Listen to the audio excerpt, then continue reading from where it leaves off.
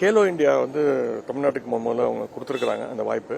வர்ற 19ஆம் தேதி அங்கே இந்த நிகழ்ச்சி ஆரம்பிக்க போது 19லேருந்து 31 வரைக்கும் அதற்கான அழைப்புதழ் கொடுக்கறதுக்காக ஒன்றிய பிரதமரை சந்திக்கிறதுக்காக போறேன்.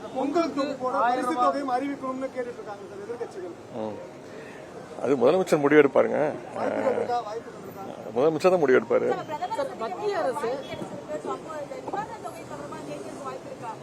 நான் கேட்கணும்னு நினைக்கிறீங்களா?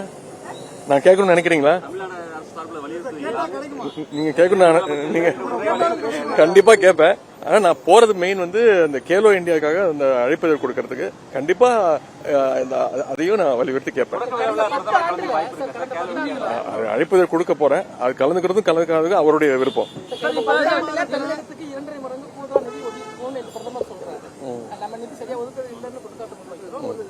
அது நிதியமைச்சர் கரெக்டா அதான் தெளிவா பதிலாம் சொல்லியாச்சு.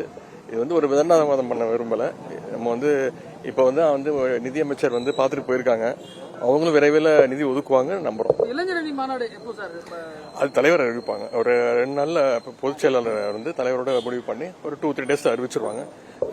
ஜனவரி எண்டுக்குள்ள நடக்கும். நீங்க என்னெல்லாம் சொல்றீங்களோ எல்லாத்தையும் அடுத்து சொல்றேன். என்று இந்த மிக்ஜாம் புயலால் பாதிக்கப்பட்ட அந்த வடசென்னை நாடாளுமன்ற தொகுதிக்குட்பட்ட 6 சட்டமன்ற தொகுதி இருக்கும். நம்முடைய வடசென்னை நாடாளுமன்ற உறுப்பினர் சகோதரர் திரு கலாநிதி வீராசாமி அவர்கள் ஏற்பாட்டில் ஒரு 30,000 குடும்பங்களுக்கு தேவையான நிவாரணப் பொருட்கள், அரிசி, பருப்பு, மளிகை சாமான்கள், போர்வை, பெட்ஷீட், இப்படி 30,000 குடும்பங்களுக்கு தேவையான அந்த பொருட்களை இன்று ஒரு ஏற்பாடு செய்து அந்தந்த பகுதி செயலாளர்கிட்ட ஒப்படைச்சிருக்கிறோம். அவங்க வந்து இன்றையும் நாளையும் அதை வந்து பொதுமக்கள்கிட்ட கொண்டு போய் சேர்ப்பாங்க. ஒருங்கிணைந்திருக்கக்கூடிய நம்முடைய அமைச்சர் அண்ணன் சேகர்பாபு அவர்களுக்கும் வந்திருக்கக்கூடிய அனைத்து சட்டமன்ற உறுப்பினர்கள், அன்னகத்திற்கு சகோதரி மேயர் அவர்கள் அனைவரும் இந்த நிகழ்ச்சியை ஒருங்கிணைச்சிருக்கிறாங்க.